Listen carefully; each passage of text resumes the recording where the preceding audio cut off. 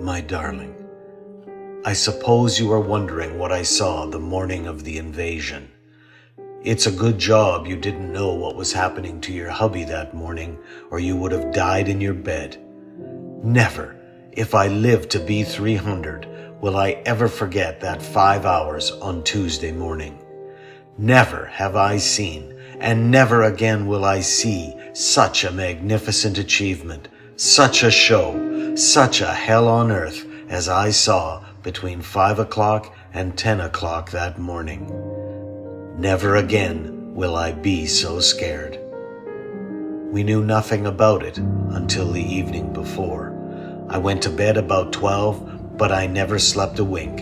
I just lay there and thought and prayed and shook. We were called at 3 a.m., had breakfast, and we were in the air at 5. It was dark as pitch when we took off in low cloud and raining like a son of a gun. I was leading green section. I couldn't see the ground at all, and I headed south for France. It was still raining, and we lit down to 2,000 and came out into a clearer area, and we could see the sea below. You've never seen ships until you've seen an invasion. I saw 1,000 in 2 minutes, like little toys in a vast sea of dirty gray, all heading one way.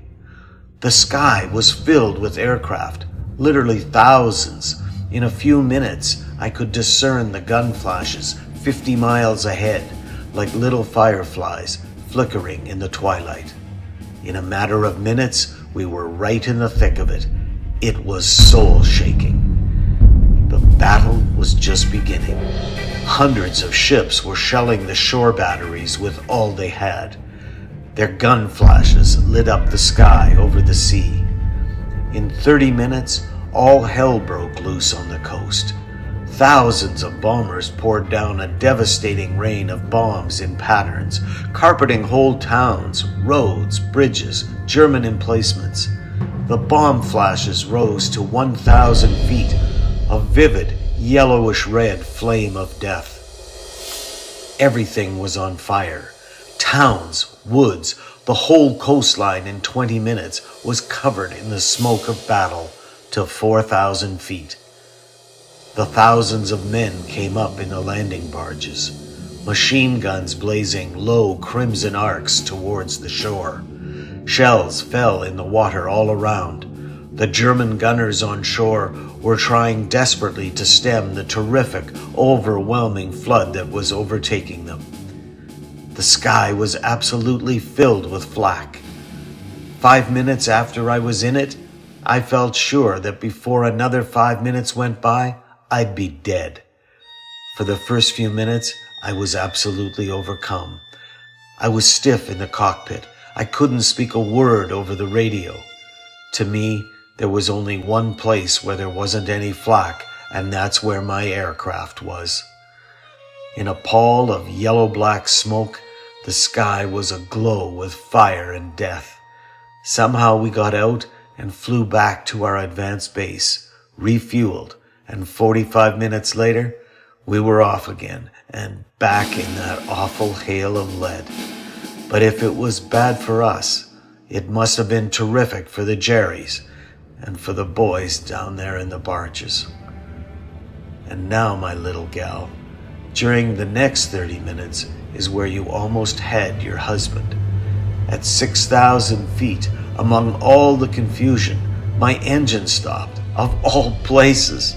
I called up my number 2 and told him to finish the job, as I was going to have to crash land in France. I picked a field and prepared myself for the bang. By a stroke of luck, or by the hand of God or something, on my last approach to the field at 500 feet, I got the engine running, roughly, but running. Somehow, I got back to England. Never have I seen such a wonderful sight as the coast looked then. I got back to home base about noon. I was dead tired. My eyes ached like fire. Someday, the people of the world will find out what really took place in that invasion and what will be taking place during the next few weeks. It is absolutely astounding. I doubt, even when they know, if they'll believe it. I am proud I was able to do my little wee bit to help start it on its way. Gotta sign off now, my darling. I love you, always and always. Don't ever forget that. Always, your Gibby.